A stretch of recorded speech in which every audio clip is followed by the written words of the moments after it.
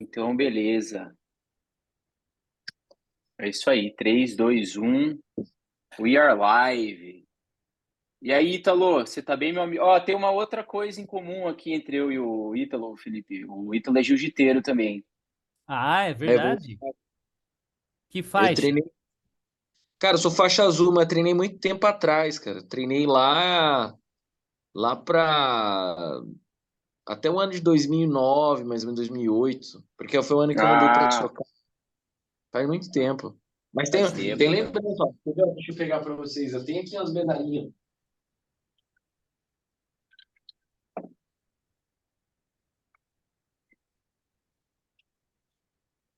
Essa aqui é da época que eu treinava, tá, ó. Que Tem as isso, medalhinhas, hein? ó. Ah, isso Eu tenho aí. uma prata paulista e tem essa aqui, de bronze. Legal. Agora é voltar a treinar, né? Cara, eu tô precisando, cara. Mas Mas correria danada. como que você vai voltar a treinar se 8 horas da noite você está trabalhando? Você vê, cara, tamo aí ainda. É difícil, né? Ah, meu, Que neguinho aventureiro te enchendo o saco fica difícil, né, cara? imagina. Ítalo, conta aí, você falou que você veio para Sorocaba meados de 2009, né? E você é da onde? Cara, eu sou de São Paulo, sou lá do Grajaú, cara, sou lá da Quebrada.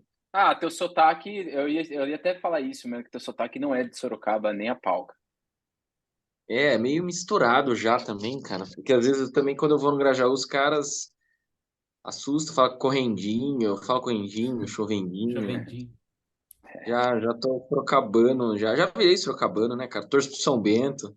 É verdade, É cara. isso. E bem antes de política, essas coisas, eu virei São Bentista lá por 2012 e tal. Eu comecei a torcer pro São Bento, conheci o São Bento, fui no SIC. Cara, porque é outra realidade, né, cara? Porque o São Bento, querendo ou não, é um time muito próximo. E aí, cara, 2012 eu tinha certeza que eu já ia, eu não ia sair mais de Sorocaba. Falei, ah, não quero nem mais saber de São Mas Paulo. E por que que aí tu veio? Você veio por causa da família? eu vim em meados de final de 2008, porque meu irmão montou uma lojinha, aí eu vim ajudar ele. Aí, paralelo, isso eu tinha prestado o ensino médio e o ensino técnico no Fernando Prestes, aí eu fui aprovado também, aí eu vim. É um Só que aí, no sonho que final eu das nunca contas, vivi. Não passei. Não Então, passei. verdade, então nós somos conterrâneos de Fernando Prestes. eu fiz. Mas eu não fiz o médio, cara. Só o Qual era o técnico. problema? Eu precisava trabalhar de manhã para ajudar né? Eu precisava ajudar a família, ganhar dinheiro e tal. Então, eu não fiz o ensino médio, fazia o ensino técnico à tarde e tive que estudar numa escola perto da minha casa à noite, porque eu precisava trabalhar de manhã, Mas né? o ensino técnico você fez no Fernando Prestes. E fiz informática para internet, Ah, é? E que ano você se formou lá de informática? 2010, Ah, tá. Quantos anos você tem, Ítalo? 32. Ah, então é que você é mais novo. Eu já ia falar que era na minha época, mas não Não, é. Eu me formei lá em informática em 2002. Em o 2000. Felipe era só MS-DOS. Não, acho que era. MS-DOS não, era DOS, né? Só não tem Não, era MS o antes. Windows 95 já, Mas quantos engraçado. anos você tem, Ah, mano? Tá já! conservado, pô. Quantos anos você Oi? tem? Quantos anos você Eu tenho tá? 38. Ah, Perdão, 39. Acabei de fazer 39. cara, É, tá ficou conservado, atrasado. velho. Ah, obrigado. Não é a Cara, tela mesmo, cara de Ítalo. moleque. É, eu ouço É, isso todo tem a cara de dia. uns 20. Eu falei, eu achei que era mais velho que você, mano. Mas é que a câmera pega só daqui pra cima, entendeu? Daqui pra baixo aí demonstra a idade. É, mas É eu acabei 32 vindo pra. novinho. Ô, Ítalo, e daí como é que foi os passos até você chegar onde você está hoje aí como vereador de Sorocaba? Quais foram os primeiros sinais que você teve na tua vida que teu caminho ia te levar para isso, cara? Cara, assim, eu não queria ser candidato, não. É engraçado, né? Mas por exemplo, eu já tinha a questão de ativismo, eu sempre tive essas questões, né? E à toa que 2000 e logo quando eu cheguei já comecei a ter alguns envolvimentos políticos porque tinha baixo efetivo, tinha muito roubo, tinha vários problemas, então eu já ficava batendo nisso, né?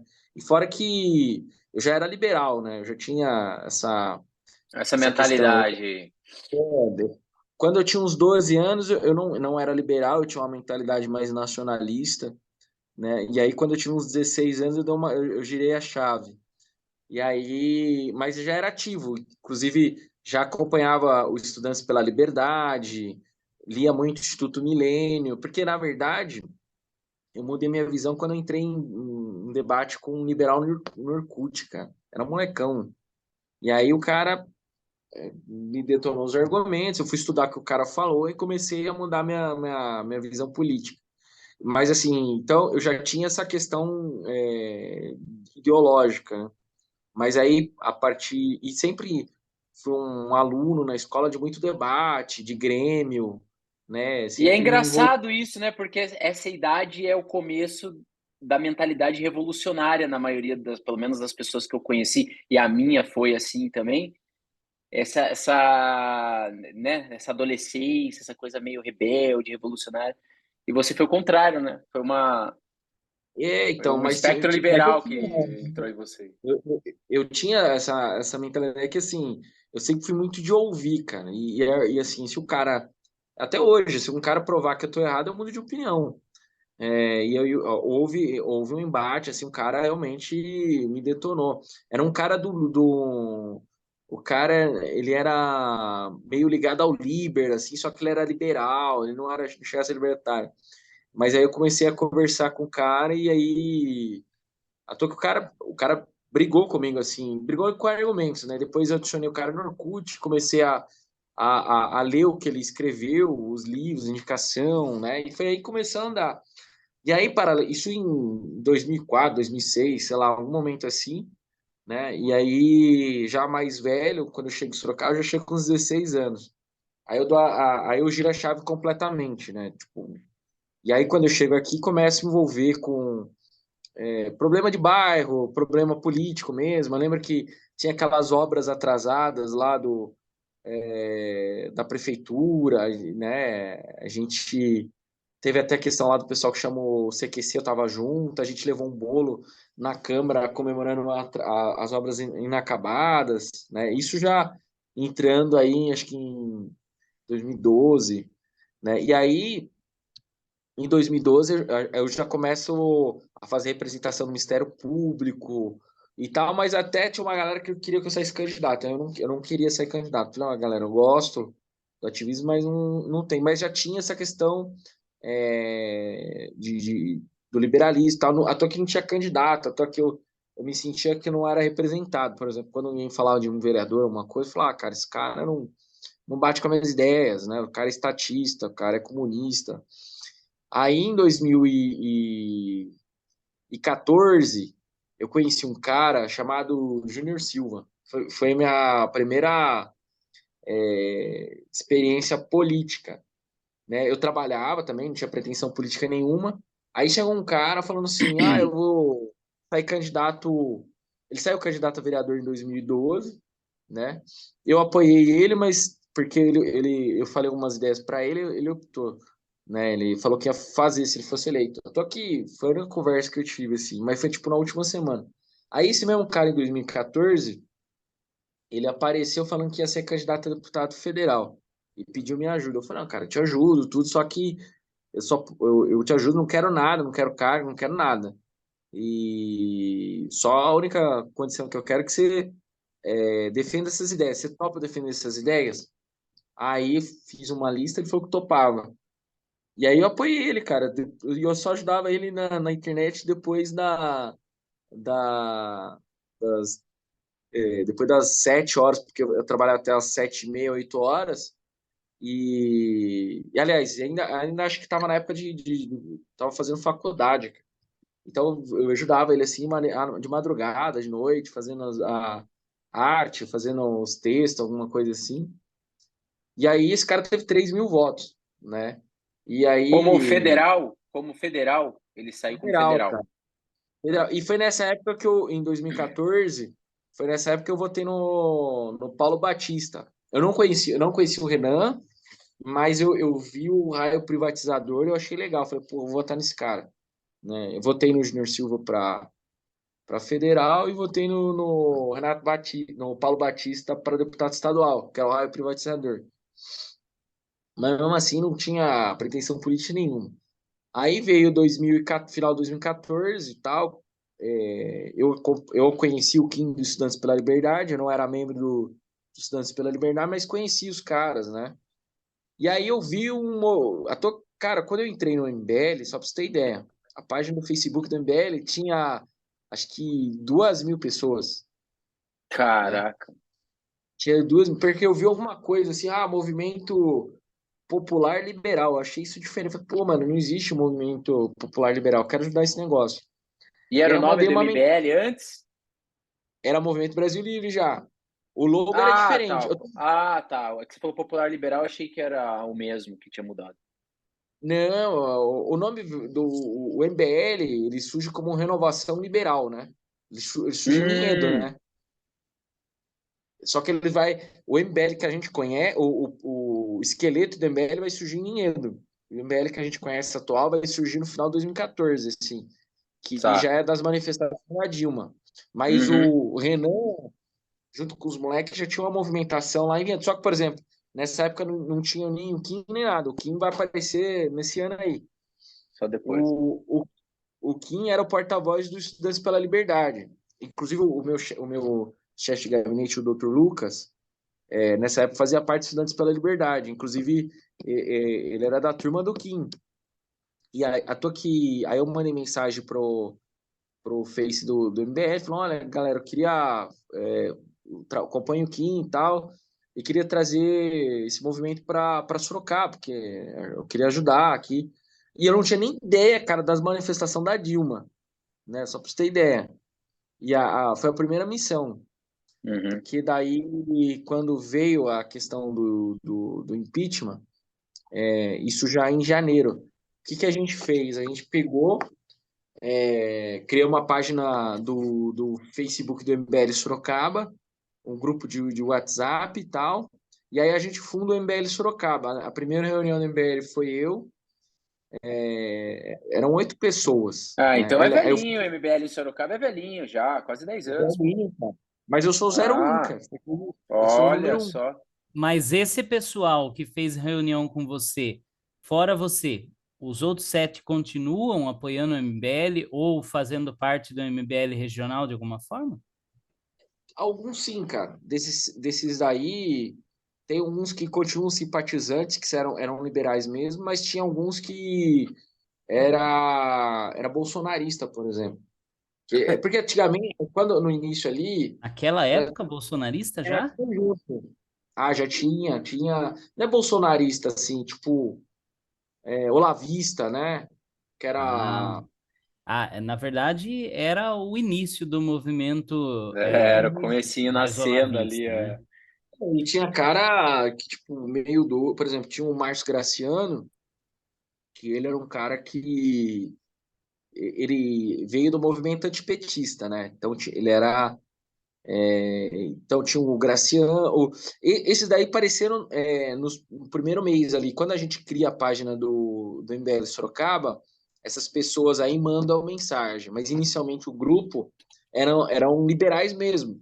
Então era eu, ou conservador, por exemplo, o Lucas. Ele é conservador mesmo, fez parte dos Estudantes pela Liberdade, o meu chefe foi colunista do Constantino, escreveu vários artigos para o Instituto Liberal, então ele já vinha dessa pegada. Então era eu, aliás, eu conheci o Lucas depois, eu conheci o Lucas através do Eliel. Era eu, o Eliel, aí o Gandolfo entrou através do. Aliás, tinha o Stefano também, né, que era dos estudantes. Era eu e mais 3 moleques estudantes pela Liberdade. Aí tinha o Robson, que era liberal, que ele vai aparecer na página do MBL, assim, bem no início, né? E vai vir o Wellington é bolsonarista, inclusive o Wellington ele tá preso lá em Brasília, lá. Ele participou da Caramba, invasão. do 8 de janeiro. Ele tá lá. Você pode pôr aí O o Wellington Arruda. Firmino. Firmino bom, cara, mas ele foi lá no negócio, né? E ele ficou com esses negócios. Então, e tinha essa. No início, era tudo meio junto. Então, no começo, aí tinha essa galera, tinha uma galera que era pró é, intervenção militar, essas coisas. A gente fala, não, galera, Sim, aqui a gente não Já naquela defende. época sim. também. Já, eu lembro disso, cara. Eu lembro Já dava disso. briga, já, porque o que acontecia lá no início, a esquerda já queria ferrar a gente. E o que, que os caras faziam? Tinha até infiltrado, cara, na época. Tinha uns caras que era sindicalista com cartaz pedindo golpe militar, e eles pilhavam os caras que era intervencionista de verdade. Então, tipo, a gente ia lá conversava, olha, senhora, todo mundo aqui é contra o PT, mas não vamos pôr esse cartaz, porque a esquerda quer queimar. Isso aí é difícil acontecer. Vamos pedir o impeachment, que é mais fácil. Vamos derrubar o PT.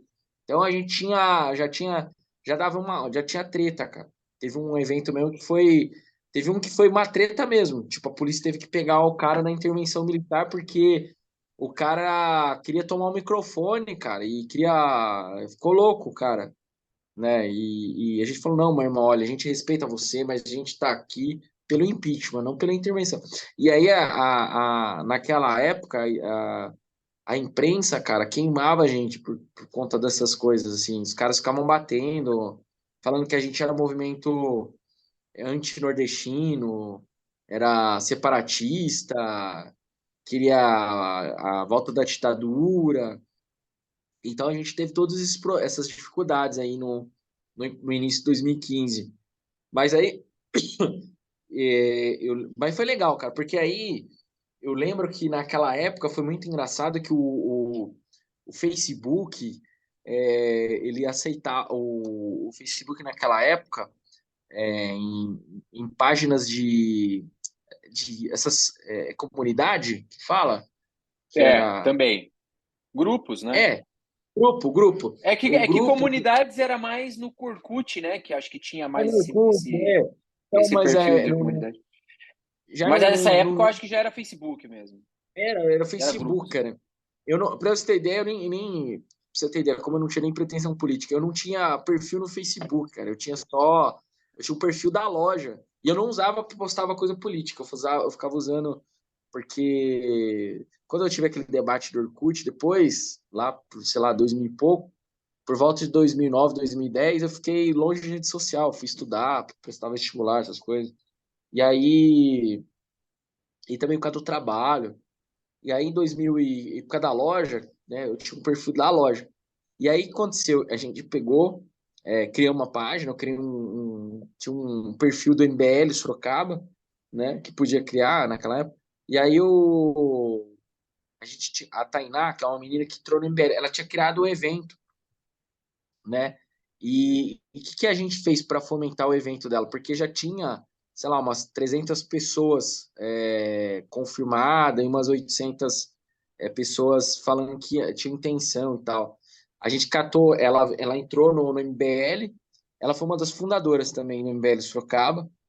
A gente usou um algoritmo, um código que catava todos os e-mails de um grupo da Feira da Barganha, cara, de Sorocaba.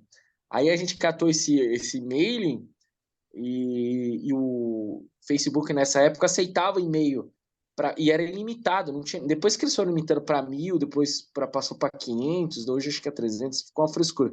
Mas naquela época não tinha limite. A gente catou, sei lá, cara, uns 200 mil e-mails, 100 mil e-mails, eu não lembro. Convidou 200 mil neguinho pro negócio. Convidamos, cara. Aí umas 16 mil pessoas confirmaram presença. Só que eu nem imaginava É que. tipo aquela festa daquele filme The X Project. É, aí chegamos aí a gente marcamos, mandamos um ofício para a PM, falou, ó, vamos organizar a manifestação. Aí a PM chamou a gente para reunião. Aí a PM, a URBS e a coisa. E aí os caras estavam, tipo, meio perguntando assim, qual a Isso que expectativa de ano que vocês? era, perdão? 2015. 2015, né? Tá. Comecinho de 2015 ali, deve ser tipo janeiro, fevereiro, mas acho que já era fevereiro aí, essa parte da reunião com a polícia, que a manifestação foi no dia 15 de março. E aí, se você pegar o grupo do MBL, Sorocaba, o grupo de WhatsApp, você vai ver que ele é de 2015, cara. E foi o Graciano que criou, né? E aí que a gente criou o primeiro grupo livre, assim, para adicionar todo mundo, né? E aí, nesse período aí de 2015, a polícia perguntou pra gente na reunião lá no 7º Batalhão, viu? Quantas pessoas vocês acham que vão? A gente falou assim, olha, É eu acho que difícil umas 100. mensurar. Não, mas a gente pegou e falou assim, ó, umas 100 pessoas, acho que se for muita pessoa, umas 600 pessoas, cara. Todo mundo achava, cara. A gente achava que ia isso aí, não ia mais que isso, né? Cara, daí no dia foi 35 mil pessoas, estava já lá na Praça do Canhão, e mais 15 mil esperando o Parque da Lama. Então foram 50 mil pessoas, segundo a URBS e a Polícia Militar, cara. Foi a maior história. Caraca, Eu não meu. sabia Foi a disso, maior, cara. Porra, não foi, sabia foi a também não. maior, foi a maior manifestação política da história de Sorocaba, cara. Né? Foi a Caraca, maior velho. manifestação religiosa daí, mas é outra coisa. Ô, Foi a maior. Ítalo, deixa eu perguntar uma coisa. Você falou aí que no começo, né, quando você acha que começou a pensar mais politicamente, você era quase nacionalista, né? Você acha? Eu também assumo que eu pendia mais para a esquerda, muito mais para a esquerda, quase progressista. E eu já ouvi várias pessoas falando isso. Lá no MBL mesmo tem o Orlando Lima, né? Orlando Lima, acho que é isso, né, o nome dele. Ele fala que ele comenta que ele era de esquerda, hoje ele é um expoente aí do liberalismo, né? Fala, escreve para Valete, escreve textos muito bons aí. Você acha que naturalmente, até pelo perfil de uma pessoa mais jovem, ela tende a ser mais esquerda no começo, a se identificar mais com as pautas de esquerda, com pautas progressistas e liberais nos costumes e não economicamente falando, né? E depois que ela analisa a vida real e vê que ela tem que, né, sobreviver nesse mundo cão, aí que ela percebe a realidade, começa a ver mais o lado do liberalismo, ou você acha que não? Eu acho que as ideias, tanto socialistas, elas são mais simplistas, né? Então é mais fácil, assim como ideias De você populistas, né? engajar, né? Elas são mais, tornam problemas complexos como se fossem resolvidos com soluções simples, e não é. Então, qual é o problema do liberalismo aí, de taxa de conversão? Ele é mais técnico, ele é mais difícil, o discurso, né? Ele exige um entendimento, uma complexidade maior. Por exemplo, é, quando a gente via a reforma da Previdência, né? O discurso, tanto da direita populista quanto da esquerda, é que não precisava fazer reforma da Previdência. Só que a gente sabe que está tendo um problema. O liberal ele olha de maneira técnica, ele é pragmático, né? Ele não tem, Vê se a conta tá fechando, né, cara? levar em conta. Então, à toa que o grande problema do liberalismo sempre foi esse, porque você pega o liberal, sempre é o cara ligado a exatas, né? O cara da economia, o cara que é engenheiro, né? E não é o cara da humanas. Então, é o cara que não é o cara, é o cara que sempre está mais distante, é um cara do número. Então, e sempre foi minoria naqueles tempos. Eu mesmo em 2012, ali, 2012, já não tinha muito liberal, cara. Era muito difícil. Pessoalmente, era muito difícil encontrar alguém, né? Você achava mais assim. A gente falava que os liberais caíam numa Kombi naquela época. Então, e fora que, historicamente, a gente tem uma ligação mais forte com o nacionalismo ou com a própria esquerda, né? A história do país remete a isso. Então, você pega na escola tanto a questão de geopolítica. A questão de geopolítica é feita por Milton Santos, né, que é um cara comunista. Então, você tem uma visão muito ruim sobre a globalização, sobre o capitalismo, a própria visão de mundo do próprio Paulo Freire também. Aí você tem a ala militar, que é a ala positivista. E se você olhar, todos eles são muito parecidos, porque os militares brasileiros têm muito aquela mentalidade do desenvolvimentismo, né? Do desenvolvimentismo, que é o keynesianismo. Então, aquela visão de você encher, de pegar dinheiro público, injetar dinheiro público, como se fosse o PAC da Dilma e tudo mais, né, para fomentar a economia. E, pelo contrário, os militares brasileiros, eles quebraram a economia brasileira. O milagre econômico, ele vem porque você está fazendo uma puta de uma dívida, né? Então está injetando. À toa que os militares fizeram o que a gente chama na contabilidade de efeito tesoura, quando você gasta maior que a arrecadação. Então eles vão gastando, eles estouram, explode tudo. O ministro da Fazenda, em maior parte do governo militar, foi o Delfim Neto, que é um keynesiano. Inclusive o Manteiga do PT segue muito das diretrizes dele, que é a mesma que a gente vai ver na era do Getúlio Vargas, na época do Juscelino Kubitschek, né, que é esse pensamento nacionalista que é muito próximo. É igual quando a gente olha, se a gente olhar para o varguismo, para o getulismo e para o peronismo na Argentina, você vê que o peronismo ele salta do nacionalismo para a esquerda, né? Fica aqui no nacionalismo, a direita populista nacionalista e a esquerda aqui, porque o pensamento é muito simplista.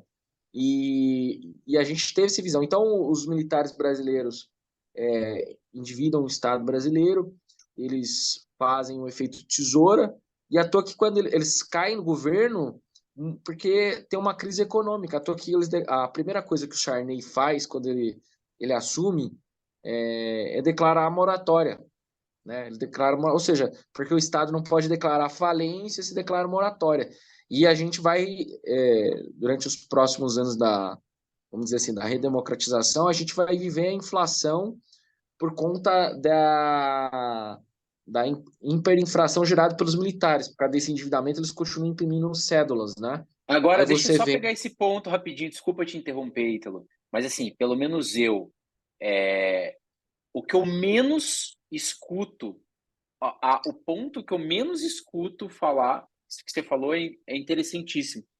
Quando se critica o governo, o governo depois do golpe, até a Constituição, o ponto que eu menos ouço falar é a questão econômica, cara. não Fala de fala. outros tantos, da tortura, claro, pesadíssimo, mortes, perseguição, Não, etc. Mas esse é um puta de um argumento. E não não, e se outra ouve coisa, falar, cara. a galera fala muito, o regime militar. Cara, o regime militar, eles eram positivistas, né? E é um momento que a esquerda, ela começa a entrar nas escolas e tudo, porque eles não se preocuparam nessa. Porque os militares não eram conservadores. São mentalidades diferentes, né? Eles tinham uma mentalidade muito positivista. E aí eles acabaram deixando esses setores, principalmente a educação, a cultura, aberta. E a esquerda vem já nessa questão do, do gramismo, né, do Tony Gramsci, da marxismo cultural, etc., começa a infiltrar nas instituições, etc., né, e eles é o período que eles se fortalecem, né, é o período que eles começam a tomar conta dos centros acadêmicos, eles começam a ganhar mais força, né, Então, como eles vêm pelas brechas que o governo militar deixou, né? Eles eram muito autoritários, tudo que eles estavam controlando eles absorviam, mas as brechas que ficaram, a esquerda foi crescendo por ali, Ô, né? Fê, isso E eu acho que responde um pouco da tua pergunta também em relação ao jovem revolucionário. Eles entram na educação, né? também.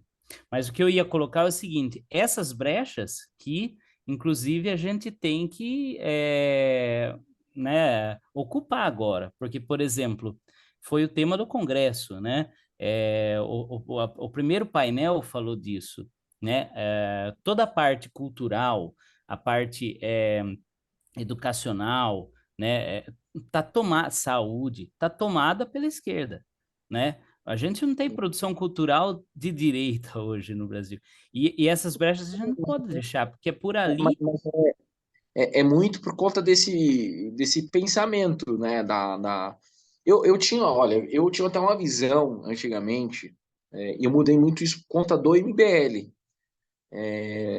principalmente por causa das falas do Renan, porque o MBL por que que ele é pioneiro na questão política do Brasil da direita? Porque, primeiro que é o primeiro movimento popular de direita do Brasil, de fato, assim, pelo menos vamos dizer assim, de centro-direita, né, dentro do liberalismo, conservadorismo, desse valor, é, não nacionalista, por exemplo. E ele tem uma nova abordagem, né, diferente, se você pegar o MBL, ele traz aquela cultura do meme, né? Ele pega algo complexo que é o liberalismo e tenta transformar em algo simples para Dona Maria, para o senhor João, para o cidadão comum, qualquer um entender. Aquilo e assim, e ele transforma em arte, né? Porque a origem do MBL são artistas. Se você olhar, o Renan é meio artista, né? O irmão dele é cineasta, então ele sabe produzir tudo. O Rafael Rizzo é um puta memeiro. O Pedro Deiró era músico, né? E tem mais tem uns carinhas lá que são ator mesmo. Os caras faziam novela, tal. Eu esqueci o nome dos meninos lá. Então, é um grupo de pessoal da arte. Então, eles trazem esse espírito para o movimento liberal, que é algo que a gente não tinha, né? À toa que até esses movimentos bolsonaristas, eles são todos cópia do MBL. Esse negócio do meme, de meme político, do formato com a letra, essa parada é uma coisa do MBL, isso não existia antes, né? Nem na época, porque eu falo isso para, igual eu falo, eu comecei meu ativismo em 2012, mais ou menos, até antes já, como eu falei, lá por 2006, tal, quando eu era mais novo, meus 12 anos, eu já tinha, eu tinha essa movimentação, tal, de lei e tal, mas eu nunca tinha visto esse formato. É algo que vai surgir com o MBL já, em final de Mas 2014. até isso daí é uma brecha que tinha sido deixada que o MBL acabou ocupando. Porque, por exemplo, o equivalente aos memes de antigamente eram as charges que eram Eram feitas por esquerdistas em os quase blogs, toda a sua né? maioria. De uma Então, bolada, né? De uma bolada. você via aquelas charges e tal. Eu me informava por política com as charges que eu achava mais legal, tentava entender elas, e não tinha uma charge de um colunista de direita lá. Então, já é uma brecha que o MBL ocupou. Tinha essas charges, né? Até acho que aquela charge animada, né? Que chamava, acho que charge mesmo, que o carinha fazia o bichinho falando lá, tal. Mas eu digo assim, de você pegar ideias políticas e ficar batendo, não o evento político é normal, mas eu acho que foi algo inovador, cara, que o MBL trouxe. E até porque eu vi isso na a questão do humor também, por exemplo. Você pega a própria campanha do Raio Privatizador, que não é bem MBL, mas são os meninos do MBL que fazem, que é o Renan, né? Renan, o irmão dele, os meninos lá. Já começa com essa pegada, raio privatizador, negócio voando, negócio com uns negócios assim meio cultura pop no meio. Então começa a ter essa pegada. E aí você tem, inclusive, uma fala do Renan, e aí eu mudei meu pensamento, porque quando você lê lá as 6 missões do Mises, né, ele fala muito, acho que o capítulo intervencionismo, ele fala do artista, né? O político vai pegar o dinheiro, vai mandar o dinheiro para a arte que ele gosta.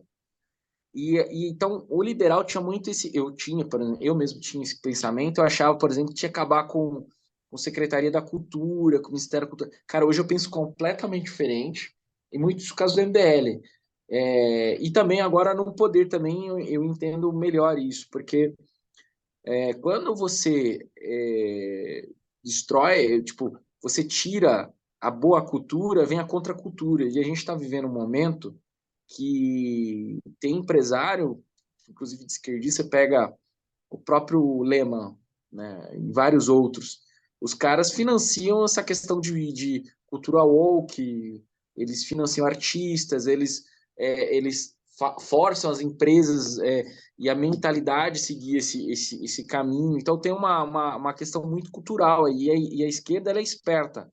E a direita sempre foi burra nesse sentido, de tipo, vamos acabar com a Secretaria de Cultura, no caso municipal ou estadual, vamos acabar com o Ministério da Cultura. Foi algo que aconteceu, por exemplo, no governo Bolsonaro. E aí você está entregando de bandeira, assim como a educação é importante, a cultura ela é importante.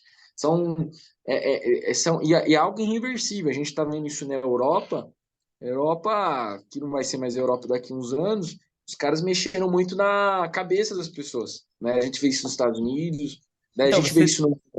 você diz assim, a direita foi burra, eu acho que foi mais até ingênua do que burra, né? E isso está mudando um pouco. Agora, sim, até para não tomar muito seu tempo, você está trabalhando até agora aí, eu queria comentar uma coisa com você. Eu não sei se você sabe, mas a sua fama lhe precede, né? Então, eu queria que você dissesse que você é conhecido como a máquina de fazer projetos aqui de Sorocaba, né? Então, Obrigado. eu, então, eu queria saber, assim, agora trazendo as coisas um pouco mais para o local, falando em Sorocaba mesmo, o que que você trouxe de projeto? Quais são suas ideias? Quais são seus projetos futuros? O que você já conseguiu aprovar? Se você puder só pincelar, né, o básico, porque assim, uma coisa que eu converso com o Smiley, a gente não está aqui para Smiley mentir, sou né? eu, tá, Ítalo? É o Diego. Smiley sou eu, tá? Meu sobrenome. É, é, o que que acontece? A gente faz um meia-culpa que a gente acompanha muito a política nacional e às vezes deixa a política regional Pouquíssimo de regional. lado. E é por isso mesmo que a gente teve a ideia de chamar você para conversar, né?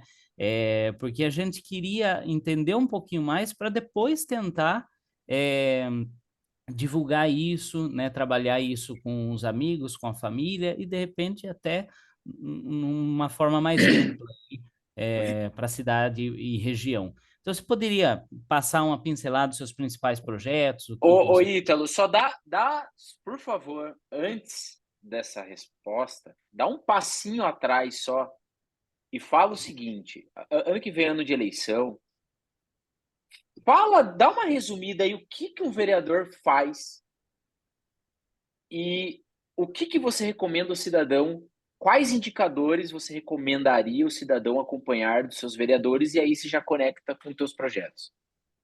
Tá. Eu acho que antes de falar da questão de projetos, que é importante sim, um fator importante é a fiscalização, né? A principal, por exemplo, dá para você descobrir se um vereador está fazendo o trabalho dele, o pessoal vai muito por imagem. Eu vi tal, isso.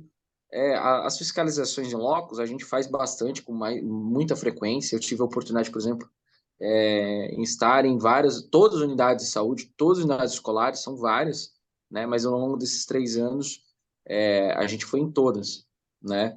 Então, tem as fiscalizações locos, mas ela não é a principal. A in loco ela é importante às vezes, né? Mas o que existe são as proposituras.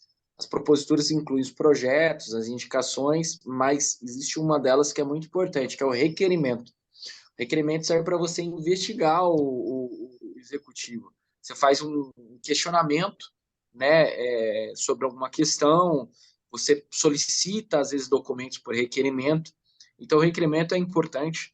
Nós temos no mandato, por exemplo, 5.000 proposituras, mais 5.000 proposituras, mais de 400 requerimentos. São requerimentos complexos, né? E, inclusive, alguns deles foram utilizadas em ações do próprio Ministério Público, né, as respostas. E a gente tem muito, embora eu não me coloque como oposição ao prefeito, me coloco como independente, não sou da base também, muitas das... Você pega, por exemplo, o principal jornal de oposição, que é o Porquê, é um jornal de oposição mesmo ao governo declarada, né? Eles utilizam muito nossos requerimentos, né, para bater no governo, usam nossas representações do Ministério Público, porque a gente tem inclusive a gente tem mais de 100 representações do Ministério Público, mais de 100 denúncias, né, de diversos casos. Inclusive, ao longo desse mandato, a gente fizemos uma denúncia no Ministério Público sobre o Centro de Estabilização Covid, que virou um inquérito civil, que o Tribunal de Contas reforçou, né, o superfaturamento. A gente, por exemplo, detectou uma sonda hospitalar, uma fiscalização de amostragem. A gente detectou, por exemplo, que essa sonda hospitalar estava superfaturada, algo custava de 100 a 150 reais, ia ser pago tipo, 1.000, 1.500 reais. A gente entrou com um requerimento, uma representação, a gente derrubou o edital. A gente também tem até uma matéria que saiu acho que saiu no Cruzeiro do Sul e no Zenorte. Nós conseguimos também recuperar 56 milhões de reais, graças a a indicação é importante, mas ela é uma das proposituras, mas foi parte do nosso trabalho. A gente tem mais de 10 mil ofícios, né? É um documento que a gente pede normalmente poda de árvore, tapa buraco. É importante também, mas a gente prefere, inclusive, fazer ofício ao invés de fazer indicação. Indicação, a não ser quando é algo que não resolve dentro de ofício, a gente começa a fazer indicação. Mas são ferramentas, né, de fiscalização, de cobrança ao poder público. E outra coisa que eu acho legal, antes de entrar na questão de projetos, é a postura do vereador na votação, né? A gente também teve um trabalho importante, né? À toa que eu não consegui me reconduzir ao cargo, porque eu fui atropelado ali pelos governistas, né? Tentei, inclusive, ser membro da comissão de justiça, também não consegui. Tive só 4 votos, incluindo meu próprio voto. Perdi, sei lá, por Mas você tá hoje no Podemos? União Tô sem Brasil, né? partido. Ah, tá sem Tô indo pro partido? União Brasil. Tô sem partido. Ah, você conseguiu sair do partido. Porque eu era do Partido Social Cristão. Ah, do PSC, verdade, perdão. Ele Você deixou, conseguiu sair do PSC, que agora ele não existe mais. não existe mais. Eu pedi Certo. autorização para a Justiça Eleitoral e fiquei sem partido. Porque, sem tese, eu estaria no Podemos mesmo, né? Mas você foi expulso ou você pediu para sair? Eu pedi para sair para a Justiça Eleitoral. Aí Aí foi eu, eu, aprovado. eu criei uma jurisprudência, cara. Embora existisse um entendimento do Alexandre Moraes, tem até uma matéria, depois eu mando para vocês, tem uma matéria do Tribunal de Justiça Eleitoral do Estado de São Paulo, falando do meu caso.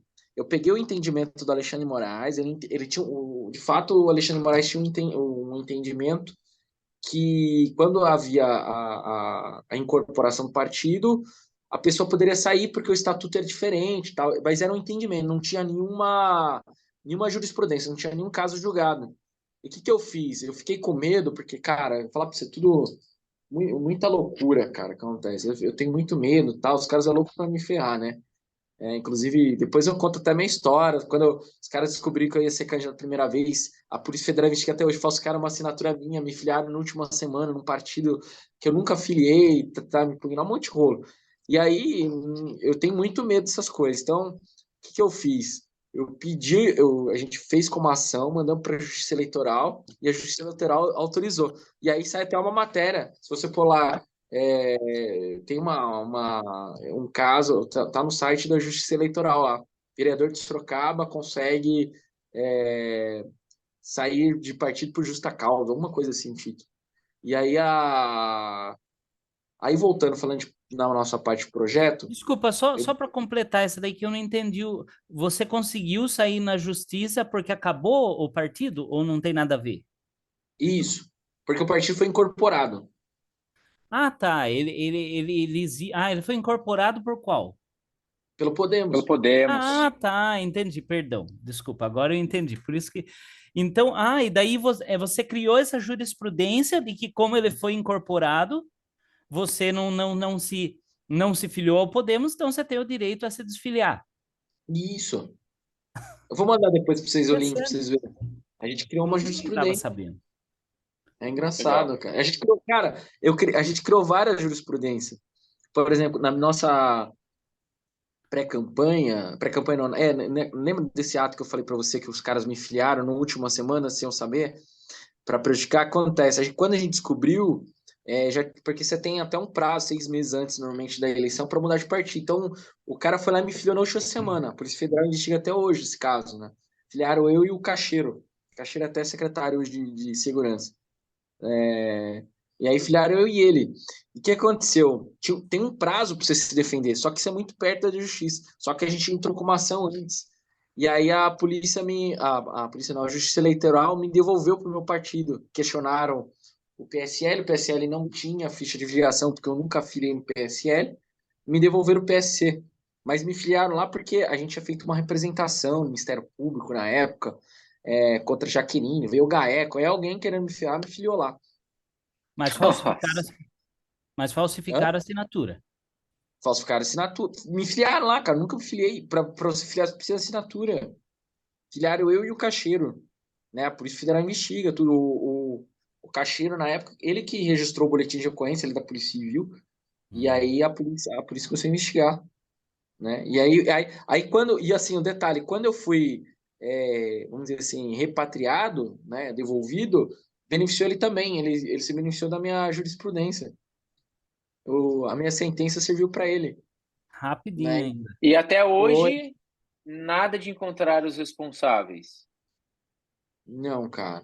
Tinha uma época até que teve um cara que acho que não tinha nada a ver, que era o presidente. Ele veio até conversar comigo, falar que se eu tinha denunciado ele, alguma coisa, porque ele falou que não tinha feito, não. Eu falei, não, cara, eu não fiz nada.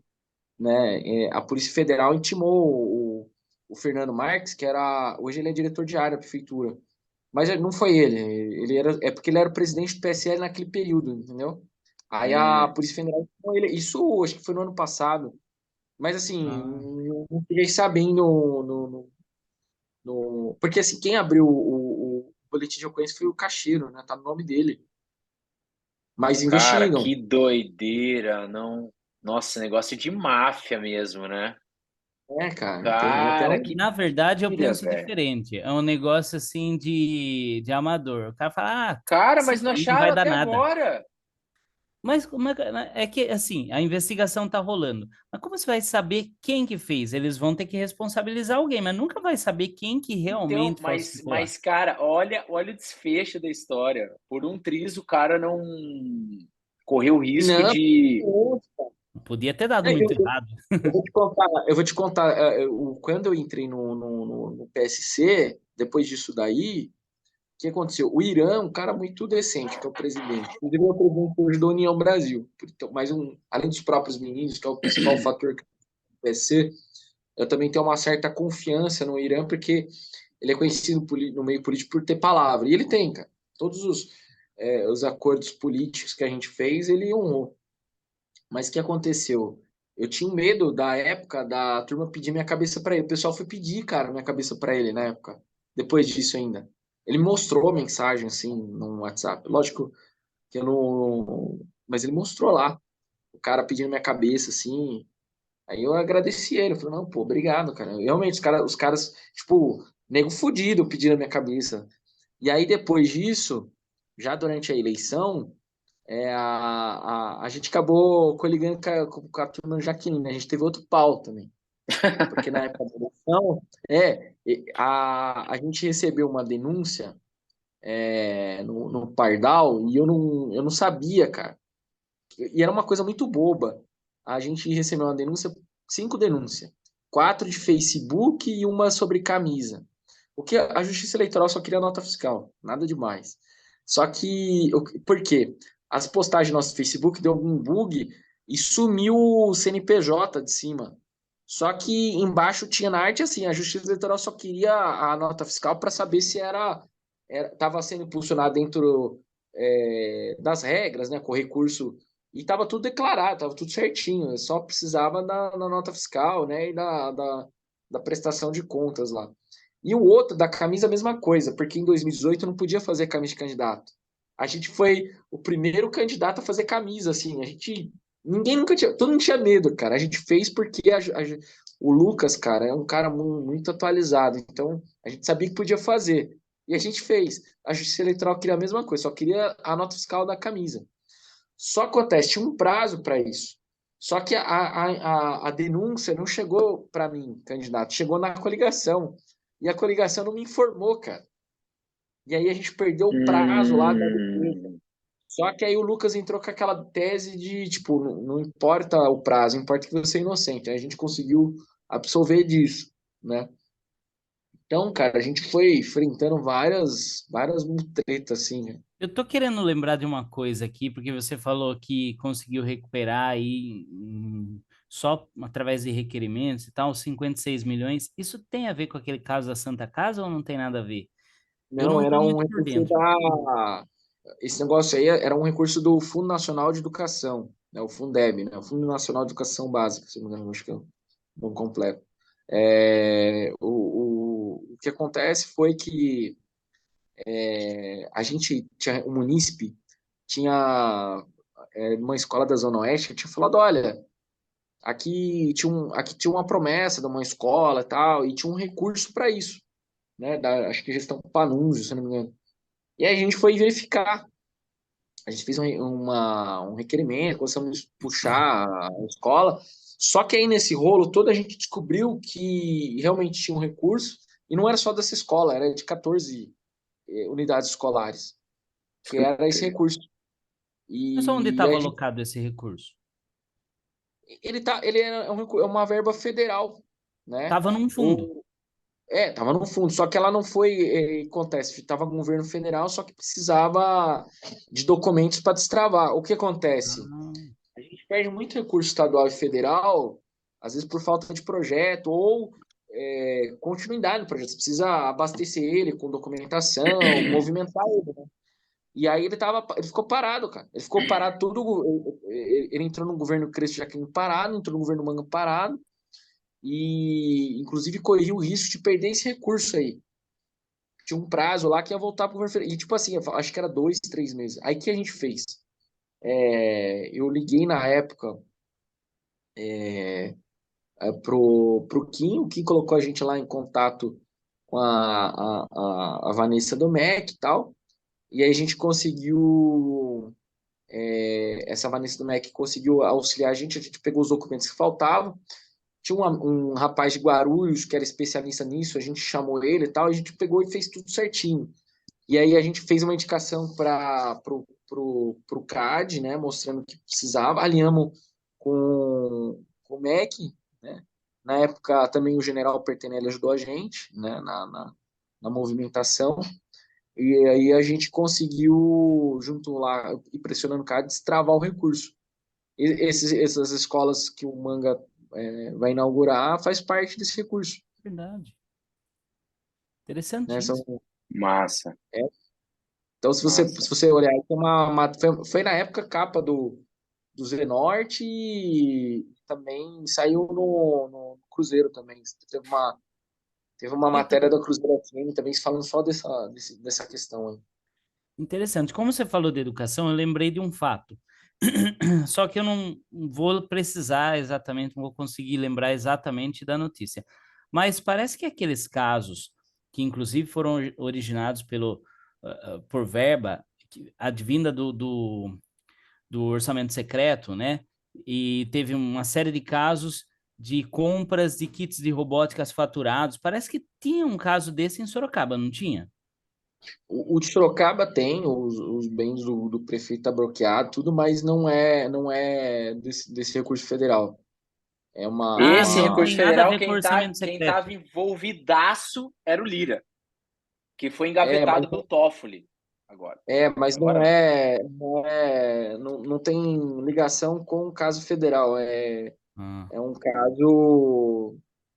Só tem a coincidência de serem É um kits de robótica. derivado.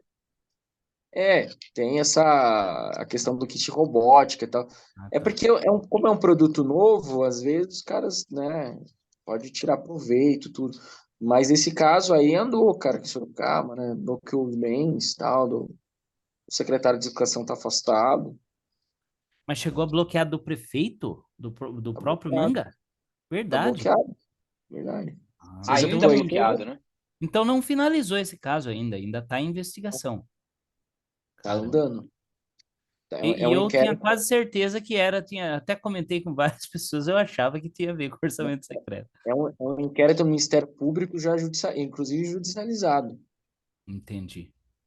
Tem até decisão de uma juíza já tá bem Tá bem avançado esse caso. avançado. Entendi. Ô, Ítalo, e aquela pincelada você já falou um pouco aí do que deveríamos cobrar dos vereadores, né? O que faz sentido, os indicadores que faz sentido analisar de um servidor, né? Do tipo vereador. Mas fala aí dos teus projetos, cara. O que você agregou aí para Sorocaba nesses 3 anos aí? Essa é a Cara, tua primeira, teu primeiro mandato, né? primeiro mandato. A Tá. gente, a gente aprovou mais de 100 projetos, né? E são projetos importantes para a cidade. E querendo ou não, a gente sempre também teve uma boa relação com o Manga, né? E a gente aprovou, por exemplo, o projeto de liberdade econômica. Foi importante. E a gente, graças a esse projeto especificamente, a gente melhorou os índices de liberdade econômica de Sorocaba. Por exemplo, tinham empresas que, às vezes, para conseguir um alvará, esperavam mais de um ano. E nosso projeto, ele traz a seguinte questão, são várias, né? Mas essa é bem interessante, que 60 dias eles não conseguiram alvará, principalmente o pessoal de alimentação, as coisas, eles podem funcionar de maneira provisória. E trouxe vários benefícios. A gente melhorou a liberdade econômica não só com os projetos, vários outros, a gente fez várias emendas à lei orgânica, a gente também fez a lei do Estatuto da Desburocratização, que também facilitou na parte de documentação. Essa na parte de liberdade econômica, a gente trabalhou muito nisso. A gente fez um revogaço de 167 leis, com várias leis que prejudicavam comerciantes, por exemplo. Isso é uma coisa importante que pouco se fala também, né, cara? Você limpar essa Pô, sujeirada de lei, né? a gente tem 3 projetos, né? Mas só um a gente conseguiu aprovar, né? Que eu acho que é o segundo, é o que tinha menos, porque tem um projeto que revoga 400 leis e tem um outro que é 200 e pouco. Esse Ô, daí revogou 167 leis, inclusive uma lei de rota que falava que proibia a venda de pulseira colorida, né? Então a Desculpa, gente o que que é? O que que é? cera Como que é? colorida. a gente revogou 167 leis. Uma Não, dessas não, essa parte leis eu entendi, mas é a lei idiota que eu não vi, que eu não ouvi. proibia a venda de pulseira colorida. Porra, não acredito, velho. Verdade. Foi o revogaço daqui de Sorocaba. Foi o nosso revogaço. E deu mó treta, porque Cara, foi muito difícil, cara, aprovar esse negócio aí, porque a gente fez a estratégia, a gente fez assim, falou, vamos revogar leis inúteis de vereadores que não estão em mandato. Mas mesmo assim, cara, foi uma treta, cara. Porque os caras não querem revogar, principalmente o vereador mais velho. Os caras, puta, não quero revogar a lei desse vereador, tal. Eu falei, puta, vereador, essa lei que prejudica a economia, vamos desburocratizar, isso aqui não dá. E aí a gente foi batendo, cara. Por Então a mais gente conseguiu. inútil que seja a lei dele, ele não vai querer que revogue a lei que ele aprovou, né? Então, a gente criou muitas leis que, de uma certa maneira, melhorou os índices de liberdade econômica de Sorocaba, né? Isso facilitou a abertura de empresa. A gente acredita que até o prefeito reconhece muito isso. Ele fala bastante sobre isso. Tem vários vídeos dele sempre, principalmente quando ele me vê, ele acaba sempre Sim. elogiando esses projetos, que de fato ajudou, cara. Então, o Sorocaba ganhou vários prêmios, aí a gente ficou em vários mapas. Tem um mapa acho que é do Instituto Liberal de São Paulo, ILISP. Sorocaba entrou no mapa por conta das nossas leis de liberdade econômica. Inclusive, o projeto a lei de liberdade econômica em si, que a gente batizou ela assim. Então, foi muito importante. Na área de tecnologia, a gente foi a primeira a se dar. Isso me rendeu vários prêmios, né? Essas de liberdade econômica me deram alguns prêmios, mas as que me deram mais reconhecimento, que inclusive acabaram até me dando uma medalha. Eu ganhei um prêmio, eu ganhei uma honraria do governador, né, do Tarcísio, Verdade. por conta, verdade. Legal. Sorocaba foi a primeira cidade do estado de São Paulo a aprovar a lei de 5G. Sorocaba aprovou antes da capital. Que E legal. isso antecipou a instalação de antenas 5G em Sorocaba. Porque cidades de médio porte como Sorocaba teriam até 2025 para a instalação de antenas, né? As capitais eram até 2022. E só que para começar a instalação das antenas, a operadora precisava atualização da legislação, porque a legislação antiga impedia as antenas 5G. Por quê? As antenas antigas são antenas grandes, né? E o que acontece? O sinal do 5G, por mais que ele seja mais rápido do que o 4G e o 3G, o alcance dele é mais curto. Então, não dava para ser antenas grandes. E a legislação antiga falava assim: olha, você precisa ter um terreno, esse terreno precisa ser regularizado. Quando você pega bairros como São Bento, Sorocaba, que é o bairro maior em população, tem 45 mil habitantes, é um bairro que tem problema de sinal de celular. Por quê? É um bairro que tem, não é um bairro que nem foi invadido nem nada. É porque é um bairro que teve um problema da loteadora com a Caixa Econômica. Então a Caixa Econômica travou as regularizações fundiárias lá. Então tem poucas antenas naquele bairro. Então o sinal é horrível lá. E a legislação de regulamentação de antenas, de uso de solo, impedia a Atrapalhava. instalação das antenas. Então, o que a gente fez? A gente construiu uma legislação junto com a Anatel e a gente protocolou aqui em Sorocaba. Então, eu fui elogiado, né, pela Anatel, pela Ambritel, que é a Associação das Empresas de Telecomunicações. Então, por conta disso, me rendeu uma medalha ligada à Marinha, né? E também a medalha Almirante, é o nome do cara que criou a Aramar, né? Eu esqueci o nome dele agora. E Almirante, e também o colar Abraão Ibrahim, né? Não, Ibrahim. Colar Ibrahim, que é a honraria do governo do estado de São Paulo, né? Essa que eu recebi mais recente, por conta dessas legislações. E aí eu fiz outras, né? Por exemplo, Sorocaba foi a primeira cidade do estado de São Paulo a aprovar a lei de sandbox. O que é isso? Você permite que startups, empresas de tecnologia possam fazer testes pilotos, por exemplo. Graças à nossa lei e também à nossa articulação política, Sorocaba tem a primeira escola pública do Brasil, que é a Escola Municipal do Jara Fernandes, que tem educação em metaverso, cara, com Oclinho e tal, que é uma startup chamada Isso é Educa 21. legal. Isso é É um, é muito um, é bom, um cara. conceito de sandbox. Paralelo a isso também, eu estou trabalhando, se Deus quiser, implantar um sandbox de inteligência artificial na saúde. Tem um amigo nosso que é o Celso Diniz, ele tá trabalhando nisso, né? Ele é um dos programadores da OpenAI. A gente vai tentar fazer um esqueminha lá na triagem, assim, algo muito legal. Graças à nossa lei de sandbox, que inclusive foi tão legal, cara, porque para a lei funcionar, muitas vezes ela precisa de um decreto, porque só para explicar a diferença. Uma lei é uma política de Estado e um decreto é uma política de governo, né? Então, por que é diferente? O prefeito ele pode mudar a secretaria, por exemplo, vou dar um exemplo. A coleta de lixo, ela já foi da Secretaria de Obras, da SERP. Hoje ela se encontra na pasta da Secretaria de Meio Ambiente. Então, o decreto precisa dizer, olha, quem vai cuidar da lei do sandbox é o parque tecnológico, você precisa preencher o formulário, tem tal data. Então, o decreto precisa regulamentar a lei, dizendo como você vai cadastrar e tal.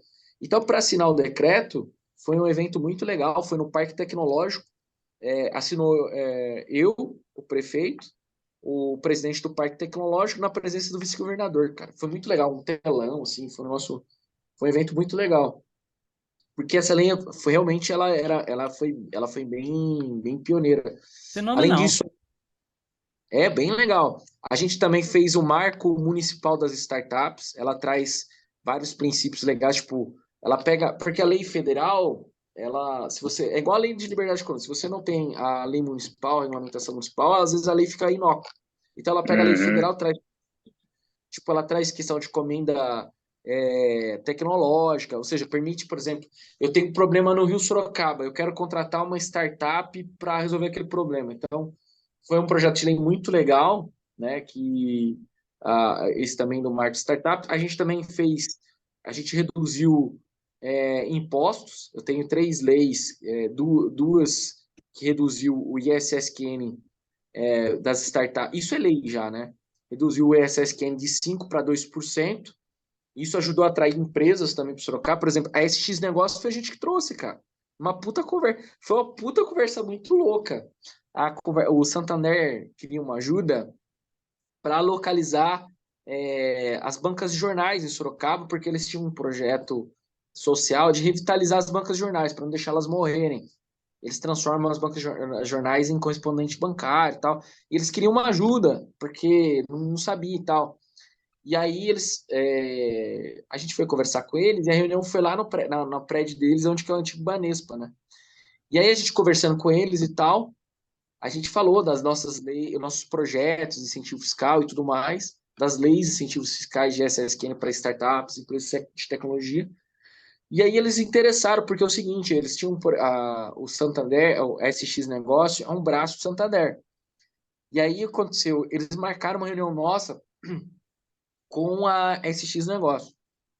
E o professor Geraldo Almeida, que trabalha comigo, faz parte da nossa equipe, ele foi secretário de Desenvolvimento Econômico. E esse cara é o cara que mais trouxe empresa para Sorocaba. Ele que trouxe a Embraer, ele que trouxe uma porrada de empresa.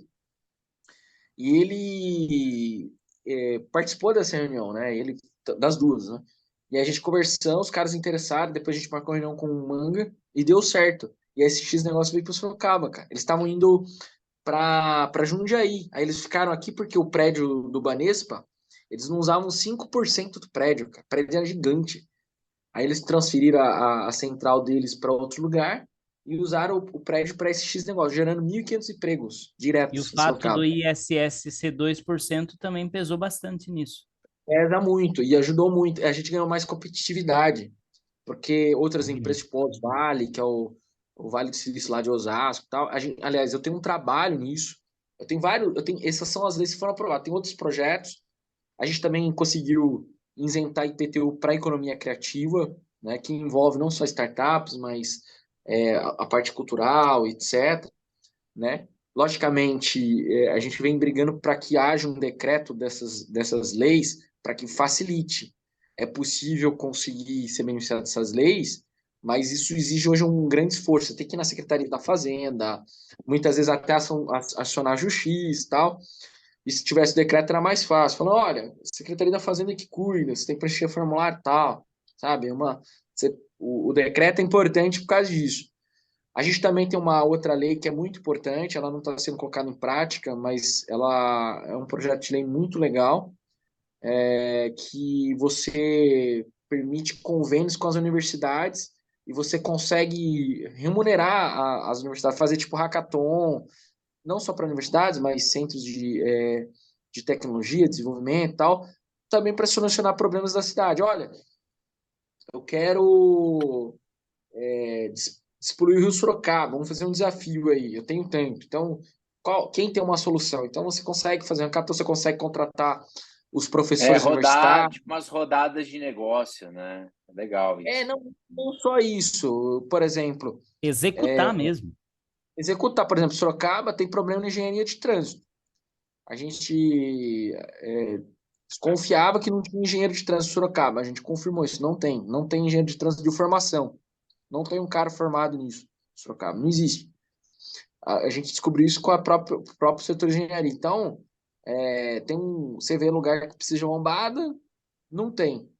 E lugar que não precisa de lombada, tem, né? Então, tem e vários problemas, né? Você vê no trânsito, assim, é bem complexo. Então, por exemplo, você poderia contratar a universidade, trazer a academia para dentro do poder público para solucionar problemas dele.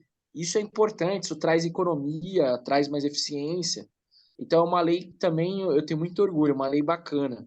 A gente fez um jornalzinho de prestação de contas 2022, lá a gente tem mais de 100 projetos, a gente linkou vários outros. A gente também tem várias leis Você entregou bacanas. pra gente, você entregou pra gente esse jornalzinho, lembra, Fê? Lá no aquele bar que foi a reunião do MBL lá. Lembro, O lembro. Ítalo tava lá, você tava lá É. entregando os panfletinhos lá, cara. Eu tenho o jornalzinho em 2022. E o legal que, tipo, inclusive tem a nossa prestação de contas que eu convido vai ser Vai agora ser dia 20. agora, né? Dia 20 e pouco. Vai vir o Kim, o Guto, os meninos vão vir. Na E última o. eles já vieram, né? Na última Veio o prestação de Kim contas. só. Veio o Ah, só Kim. o Kim, verdade. O Guto deu um probleminha na agenda e não conseguiu vir. Mas a gente tem vários projetos legais também de transparência, combate à corrupção. Tem um que foi lendário porque é o seguinte, segundo o Ministério Público, o esquema da merenda surge em 98 em Sorocaba. E ele é muito representativo. A gente criou uma lei que traz transparência no repasse do recurso público referente à merenda. Né? Ele traz mais... Logicamente, a gente está trabalhando em outras legislações para melhorar o sistema, mas foi legal, cara. Não foi fácil aprovar essa lei. Teve uma outra lei também, a gente achou muito interessante, que ela traz, ela obriga, ela está sendo botada, é que a gente também, assim, não basta só fazer a lei, você tem que fazer a lei valer. Então a gente tem todo um trabalho, muitas vezes você aprova a lei, já é um parto aprovar uma lei, e depois você tem que brigar para que ela seja colocada em prática. Então exige um esforço grande de você ficar batendo em tribuna, requerimento, fazendo reunião, cobrando, acionando, às vezes, outro órgão externo, né? E Mas, por precisa ter exemplo, um setor de fiscalização também, porque no caso da merenda que você falou, tem o Conselho da Merenda, né? sim, mas tem o que é legal, por exemplo, nessa nossa nova lei. Por exemplo, antes que se eu quisesse fiscalizar uma escola, eu tinha que fazer um requerimento. O requerimento às vezes demora, só para você entender, o requerimento a prefeitura é obrigado a responder. Tem um grande problema. Eu só tenho 5 requerimentos por sessão. Igual eu falei para vocês, eu tenho 400 requerimentos, mais de 400, sei lá. Acho que a gente. 400 eu estou pegando o número de 2022. Eu acho que a gente Tem que deve ter ter muita passado. sessão, né? A gente está com 600, 500 e poucos Ah, agora. peraí, 400 requerimentos, 1.000 proposituras, 100 projetos. 5 Por mil. dia você faz quantos? A gente tem 5 mil, mais de 5 mil proposituras. 5 5, mil? 5 mil proposituras ao total, se você somar todas elas, né? Então E você tem assessores muito bons aí, você tem uma equipe muito o boa e cara é preparada. maluco, velho. O Leandrão mesmo não tá aqui hoje, coitado, porque a mãe dele tá fazendo uma cirurgia e tudo, mas o Leandrão é maluco, cara. O Leandrão, ó, tipo, você ia falar, esse vereador tá mentindo.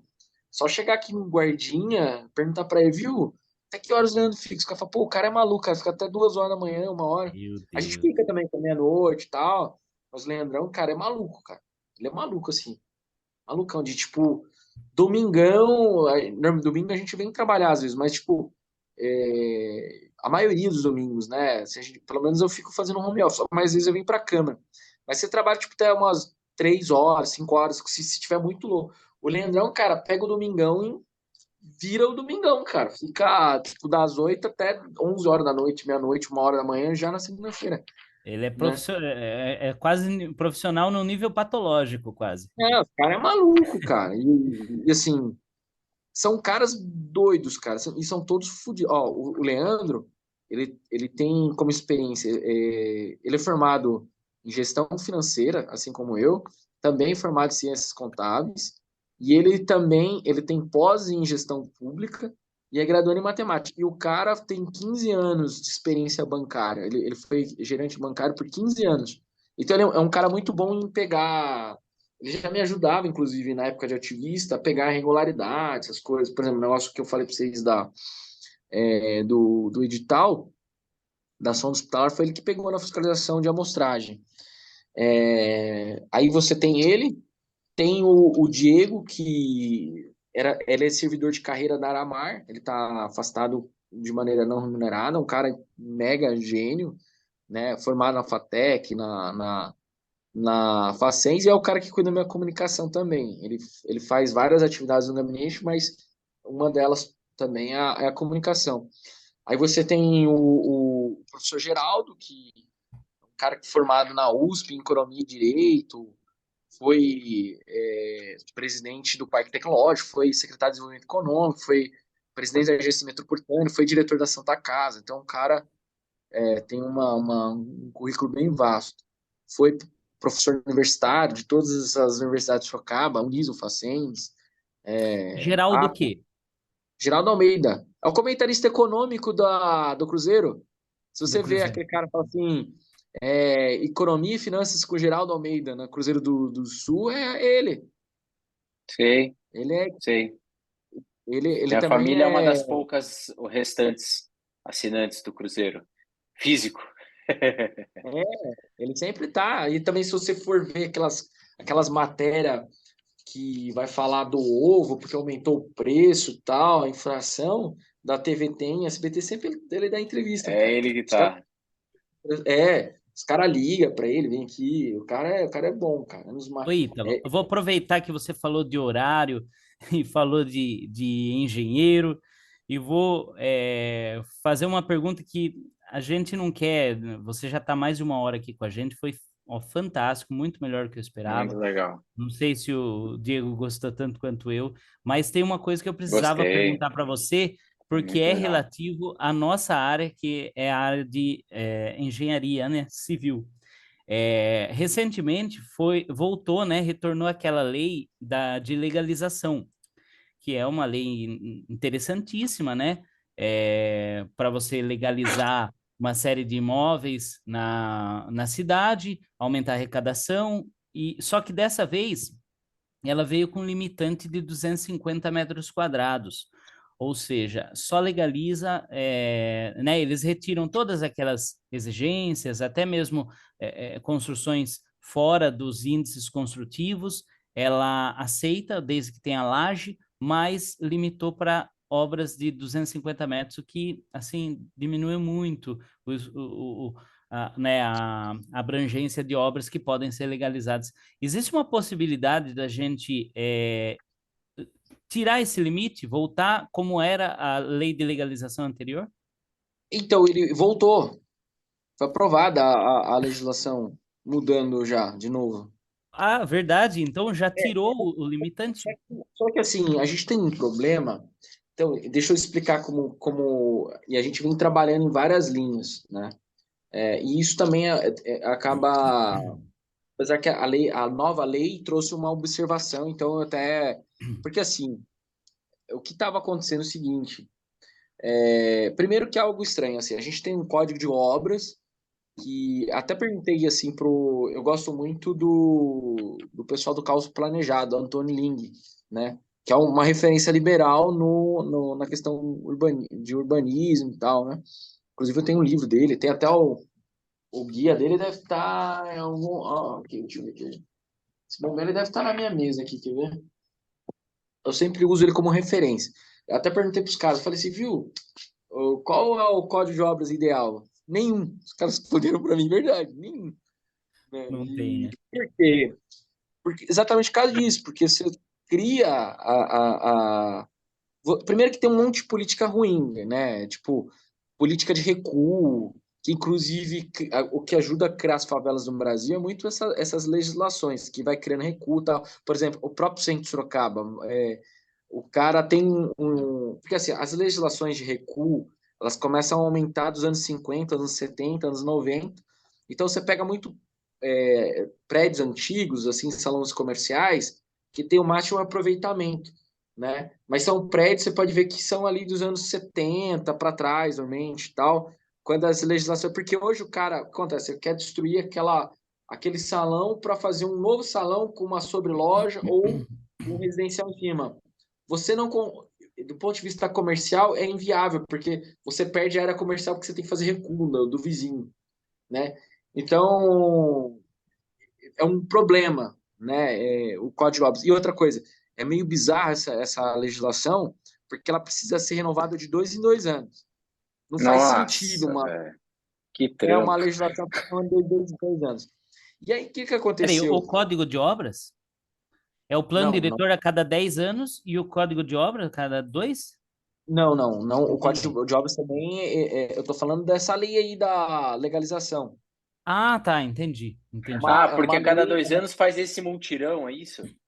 Isso, a cada 2 anos criam eles renovam não tem nem, olha que lei louca, é uma lei com data de validade. E É. ela fica sendo renovada várias vezes. E aí aconteceu, a gente estava tendo um problema de algumas.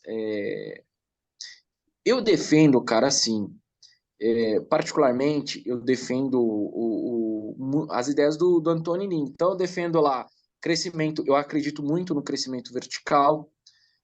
Mas acredito que, por exemplo, o crescimento vertical do Campolim não é saudável. O Não. crescimento vertical do Campolim, sabe por que ele não é saudável? Porque, por exemplo, não existe fachada ativa. O que é fachada ativa? Não tem loja. Então, para você poder comprar um negócio, você tem que pegar um carro e andar. Por exemplo, quem mora no Campolim? Ah, você precisa ir no mercado. Não tem um mercado na rua, o cara precisa andar, né? Só que acontece, então, eu defendo o crescimento vertical, fachada ativa, principalmente em áreas populares e na região central. Só que existe as zonas residenciais, os famosos R1, que é o Jardim Pagliato e Santa Rosália, por exemplo, que os moradores compraram terreno lá com a segurança jurídica que não poderia construir prédios multifamiliares, né? E eu acho que é um direito do cara. O cara comprou com aquilo lá. Não é justo eu chegar lá e dar um dibre no plano diretor aparecer um prédio lá, né? Tipo, você falar, cara, eu acho que tipo, o cara comprou com aquilo ali, então ele tem aquela segurança. A não ser que a maioria dos moradores ali faça um plebiscito, alguma coisa, documental, querendo modificar o zoneamento. Aí eu acho válido, né? Então, assim, o que aconteceu? Apareceu um empreendimento no Jardim Pagliato e alguns outros lugares e tipo o cara estava utilizando essa legislação aí da regularização que violava o plano diretor. E aí a gente entrou num embate, só que a gente não queria mexer só queria colocar lá a emenda. Até que eu votei contra o projeto, o projeto original e a emenda, porque eu queria colocar só lá assim, ó, exceção ZR1, áreas ambientais e a área do aeroporto, porque também, senão o cara faz um prédio e você acaba com o aeroporto de Sorocaba, e pô, o aeroporto ele é super importante para nossa economia, é um dos maiores pagadores de SSQN da cidade, né? Assim, são empregos altamente remunerados. E tem um puta crescimento. Então, assim, pô, imagina um cara cria lá. E assim, e áreas ambientais também, principalmente áreas invadidas, né? A gente tem o princípio de defender a propriedade privada, né? E também ao meio ambiente, né? Tem muito nego malandro que pega a área ambiental totalmente pública e constrói um negócio e rouba aquela terra, né? A Então tem mais um problema. grilagem. Eu estava esperando você falar sobre esse problema e não sei se você esqueceu ou se você nunca pensou nisso. A lei da legalização, na minha opinião, ela é ruim por quê? Porque eu tenho vários clientes que vêm para mim e falam: olha, tem uma obra, eu preciso fazer a obra assim. Aí eu falo: não pode, porque lá os índices construtivos exigem que você tenha recuo de tanto, que a É, taxa de ocupação seja tanta, o coeficiente de aproveitamento tanto e o índice de permeabilidade tanto. Do jeito que você quer, não dá. Aí, o que que ele faz? Ele fala assim: ah, não, mas eu quero fazer isso. Daí eu falo: então, perdi o cliente. Aí ele vai para um outro engenheiro, o cara fala assim, bate na costa dele e fala: fica tranquilo, meu amigo, pode fazer, que depois sai a lei da legalização e você legaliza ele. é E eles isso. fazem isso. É Então, isso. assim, Mas eu perco o cliente.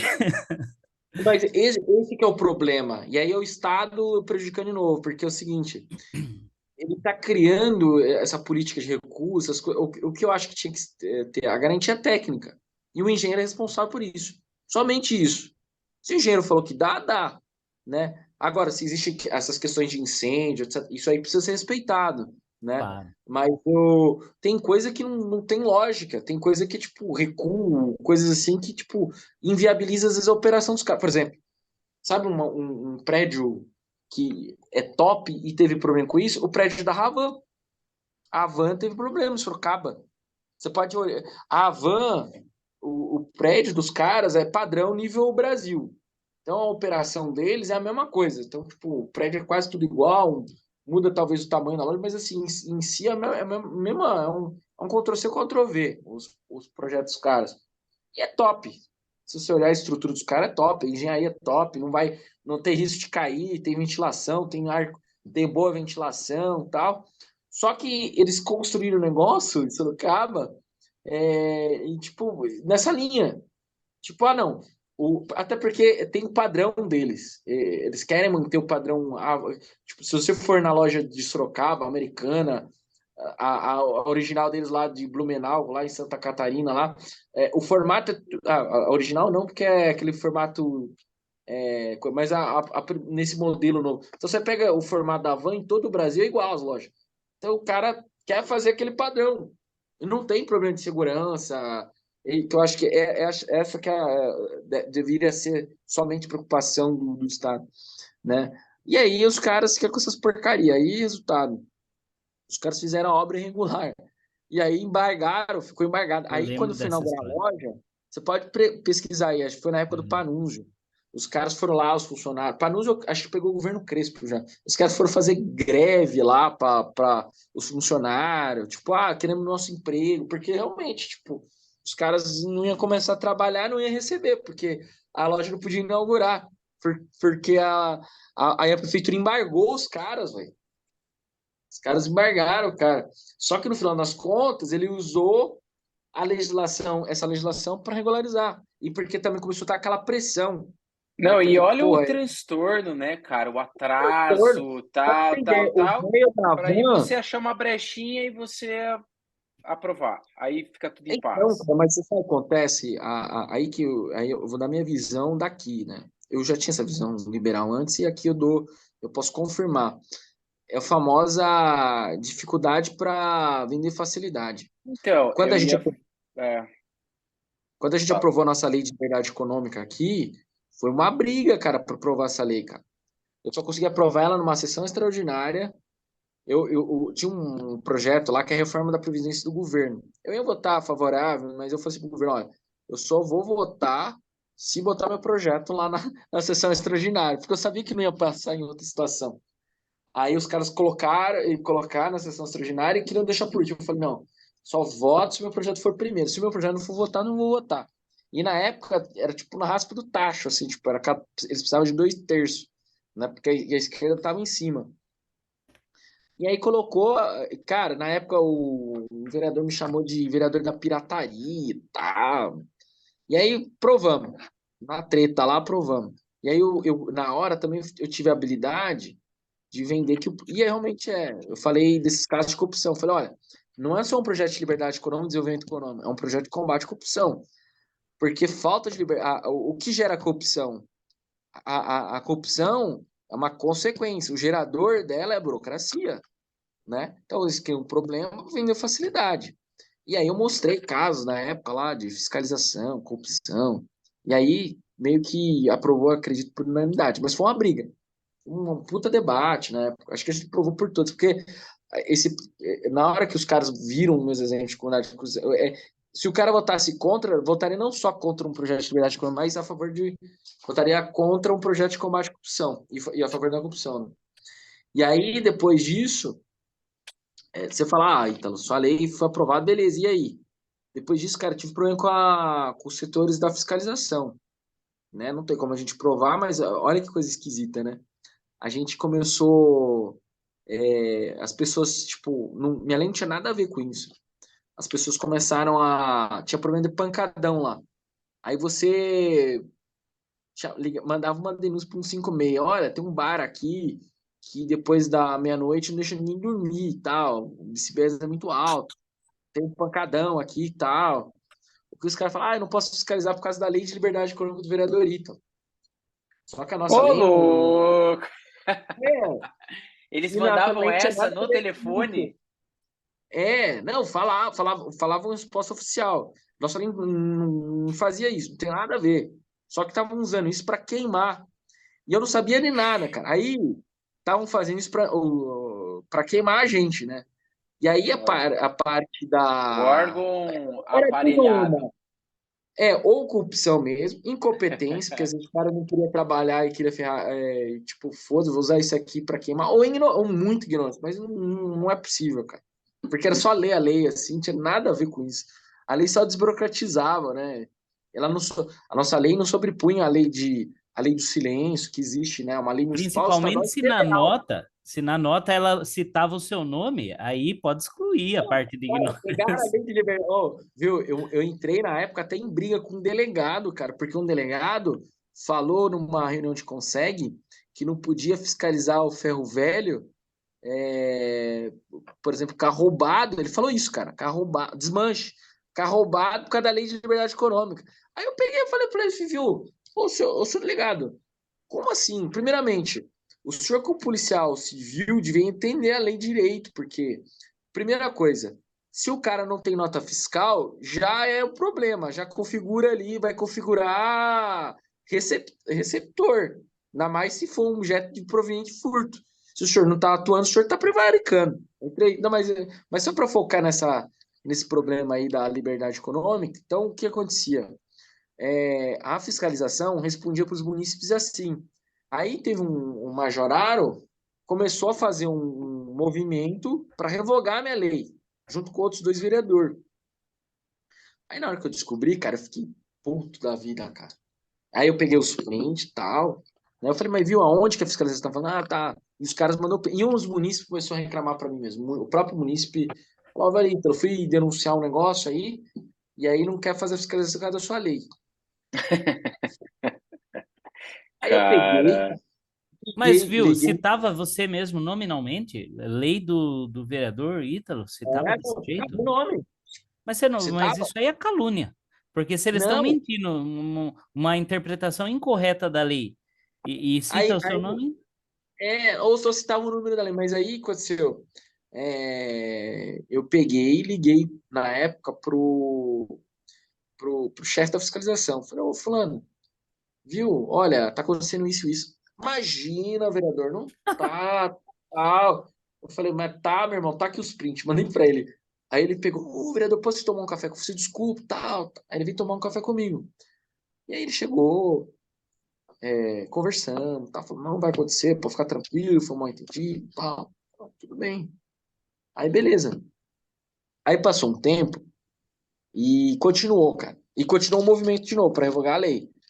Aí, cara, eu peguei, fizemos diferente. A gente pegou, fez um requerimento para a Secretaria de Jurídica da Prefeitura, perguntando se a nossa lei realmente fazia isso, impedia a fiscalização. Aí a Secretaria de Justiça respondeu, óbvio, não, a nossa lei não impede nada, fiscalização, não sei o quê, papapá. E aí, o que a gente fez? Catamos esse requerimento e mandamos para a fiscalização. Marcamos uma reunião com a fiscalização, chegamos lá e falamos assim, olha, pessoal, ó, a partir de hoje a gente está trazendo aqui, vocês podiam saber nossa lei, a gente está deixando clara a lei aqui hoje. A partir de hoje, se alguém der uma resposta dessa para o munícipe, saiba que está prevaricando, tá? A gente vai denunciar para o Ministério Público e tal. Inclusive, a gente mandou uma cópia, né, para o Ministério Público. Cara, depois disso, parou essas respostas. Só que a gente sabe que continua de boca. Continua, eles continuam queimando a gente. Sim, Porque, sim, não cara, tem como provar, não tem como provar, não, mas tinha coisa sabe muito que ainda tem esquisita antes, retaliação. por exemplo. Tinha restaurantes, essas coisas, que precisavam do alvará. Ele ia num determinado escritório aí de arquitetura e o cara conseguiu um negócio em uma semana. E tinha cara que tava há um ano, velho. Não tinha lógica. E você que é engenheiro sabe disso. Você às vezes está é com um verdade. projeto simples, uma residência, sabe? Uma casa simples, sabe? Essas casas de condomínio, assim, aqueles projetinhos bem básicos de dinheiro, sabe? Casinha simples, tal, sabe? Tipo, dois Sim. quartos, um banheiro, uma cozinha, e daí você vê um projeto desse, às vezes, um ano, tal, se brigando lá. Inclusive, a gente vem trabalhando em cima disso. Inclusive, a prova fácil foi uma briga nossa. A gente tem uma briga muito forte nessa luta A prova pela fácil informação. ou a prova digital? A prova fácil, né? Que era o A nome prova da fácil é o plataforma. anterior, que agora não está mais sendo usado. Agora está sendo usado a prova digital. Então, É que esse de é a agora. empresa, na verdade. A gente vinha Isso. cobrando isso. Só que Ah, ainda a gente legal. está trabalhando na. A gente vem cobrando para facilitar a questão, inclusive até agora, isso é mais recente, até a inclusão de inteligência artificial para poder ajudar nisso, né? E também aquela lei das universidades ajudaria, por exemplo, a contratar estagiário de engenharia e tal, e os professores para dar uma Fazer essa desafogada no análise. processo. É, Sim, Interessante. Interessante. deixar, legal. tipo, já deixar encaminhado pro engenheiro da prefeitura só fazer, vamos dizer assim, análise final ali e tal, né? Não precisar o cara fazer todo o trampo. E assim, o que puder informatizar e facilitar, cara, tem coisa que Agiliza. Não, então. e a tecnologia vem para ajudar nisso também, cara. Eu queria comentar um Principalmente negócio. eu espero, principalmente espero que na transparência, cara, com o munícipe. Sim. A gente tem um Fala aí, projeto de lei Fê, que para deixar a gente ia falar para deixar Deixa ele falar primeiro. o Ítalo descansar, mas ele vai continuar imagina, trabalhando. Hein? Sorocaba mas precisa dele. imagina.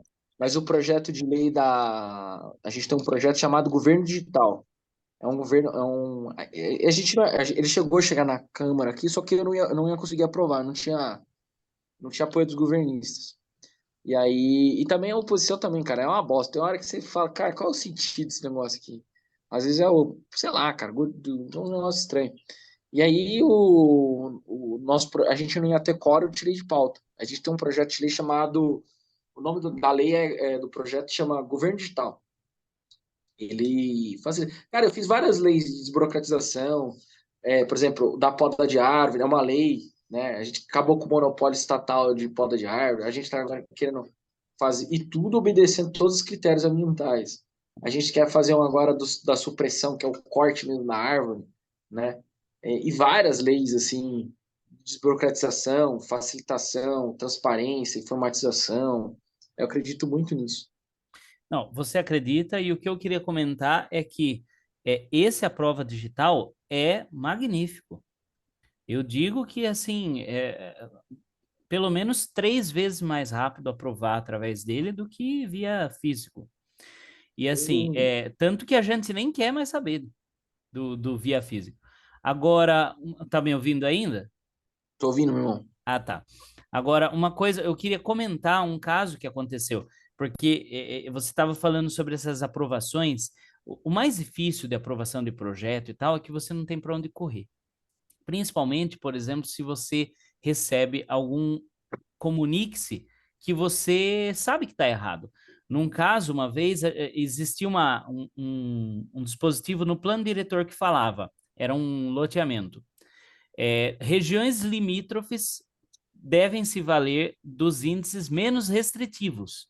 Então, se ele tivesse uma região que era mais restrita do que a outra e fossem limítrofes, se tivesse um terreno nessa região, você podia pegar os índices menos restritivos. Era bem óbvio, estava bem óbvio assim. E a prefeitura entendeu de forma contrária e não aprovou. Então, assim, não tem para onde correr. Não, mas quando for assim, traz pra gente, porque daí a gente vai lá na secretaria com você e a gente vai pra cima, É, fiscaliza, funciona, né? E aí, né, a gente trabalha, cara, nessa questão. Muitas pessoas trazem esses projetos. Por exemplo, um projeto entendi. de um ano e pouco. Tem cara que aparece aqui, cara, a gente vai lá, questiona. Cara, aqui a gente atende de tudo, velho. É, Eu tenho uma cara. Inclusive, te procurarei novamente para aquele assunto do bairro Refúgio lá, da ANG, daquela associação. Vou te dar um toque, ver se a gente consegue dar um pulo no bairro lá essa semana, para Vamos dar esse marcar, apoio vamos. lá. Pá. A gente corre, cara, tudo assim que você imaginar, a gente se envolve, né? Tem pessoas, inclusive, que só querem tirar dúvidas de alguma coisa, a gente olha. Cara, acontece, ó, por exemplo, olha como que a falta de informatização é foda, né, cara? É, Primeiro que pra você marcar uma consulta em Sorocaba, você agora tem a plataforma, e foi uma briga, cara. Mesmo assim, não funciona em todas as unidades, precisa ampliar o projeto e ser mais dinâmico, né? Por exemplo, tem o que seria ideal? a pessoa marcar. E outra coisa, não existe padronização do serviço público em Sorocaba. É outro problema.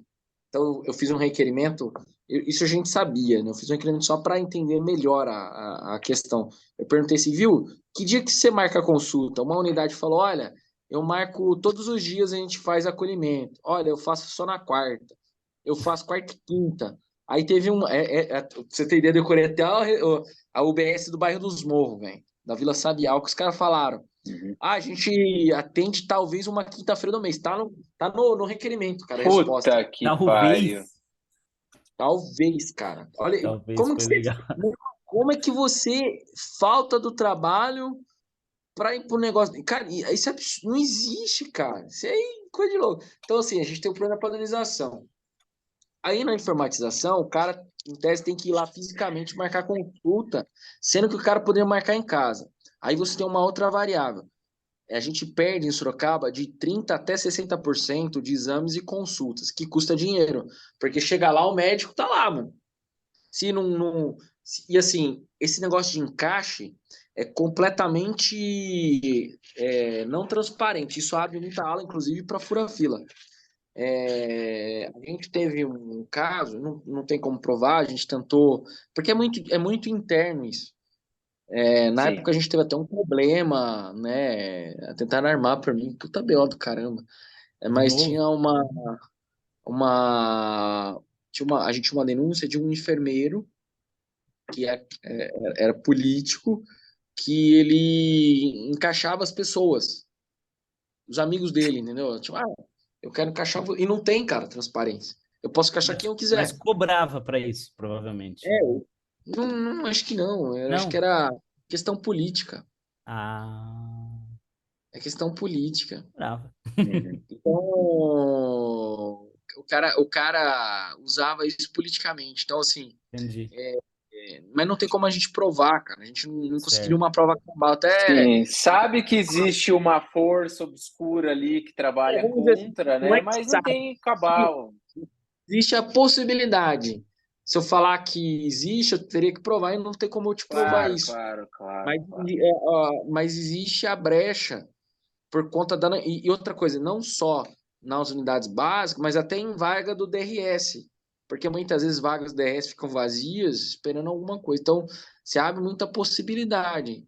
Agora, quando você tem a informatização, você traz a transparência e você traz também eficiência. Por exemplo, ah, igual eu falei, 30, 40%, de 30 a 60% das pessoas perdem consultas e exames.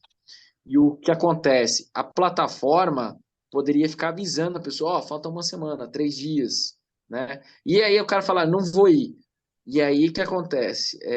Automaticamente ela procura um outro paciente. Como é Então, só de, Tipo, de, não, e de, uma de convênio hoje em tecnologia, dia? cara, simples. Uma tecnologia simples.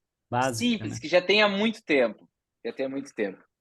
e barata, porque você vê, E vê o prejuízo que dá, porque você pagou É, a consulta tá paga. E aí sim. acontece, o médico vai ficar ocioso. Ele tá certo, ele foi pago, ele tá ali aguardando o paciente deu um cano nele, e a gente tá falando de um volume alto aí. A gente tá falando de 30 a 60%, cara. Nossa, Dependendo especificamente de cada exame ou consulta, é muito, cara. Cara, a gente tá falando aí que pelo menos metade da população não vai na consulta e no exame. Aí quando o cara não vai, fica ocioso, poderia estar atendendo essas pessoas. Aí você faz a conta no final do mês, era para pelo menos metade daquela fila daquele exame ou consulta tá menor. Então isso fode todo o sistema. Então a sim. informatização, ela traria essa dinâmica, né? Fora também as possibilidades, por exemplo, a telemedicina assistida, né? Ou a própria telemedicina em si para consultas primárias. Por exemplo, eu estou com uma criança com febre, né? Às vezes a criança está com imunidade baixa, principalmente no período de Covid que a gente teve. Os convênios fizeram muito telemedicina de celular. Para que eu vou lá na unidade básica, no PH, sendo que às vezes poderia ser atendido no conforto de casa, até para a segurança da criança ou do outro paciente ali. Logicamente, se for uma situação mais grave, você vai para o PH, mas... Lógico. Mas há É. situações que poderiam, né? Às vezes Ou você vai lá, ainda, ele nem encosta em você mesmo, né? O é, médico. Taque um Buscopan e foda-se. ou ainda a telemedicina assistida. O que que é isso?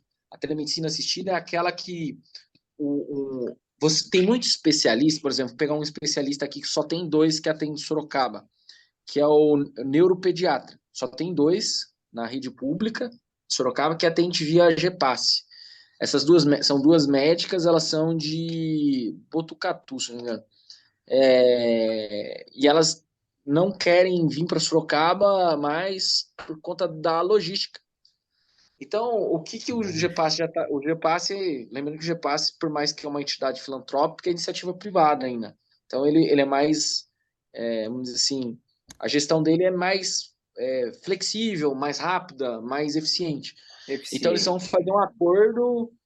fazer um acordo para não perder essas especialistas, fazer o seguinte, olha, vamos fazer uma telemedicina assistida, quer dizer, vai ter um clínico geral ou um enfermeiro formado para fazer ali o atendimento à pessoa e o especialista vai ficar do outro lado falando, pedindo as coisas ali e tal, né? E aí, uma vez por mês, ele faz aqueles que precisam realmente de atendimento físico, esse especialista vem. Então, tem muitos especialistas que são carentes. E aí você tem um outro problema também, o deslocamento do médico.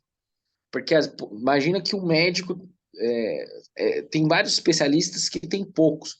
Imagina que o cara tem que deslocar, às vezes o cara tem que ficar de uma cidade para outra. Tipo, o cara vai dar É, tipo 2 horas para. Botucatu, tem que vir 3 horas de viagem para me atender. Não, 3 horas para chegar, 3 horas para ir embora. Então, tipo, o cara perde 6 horas, cara.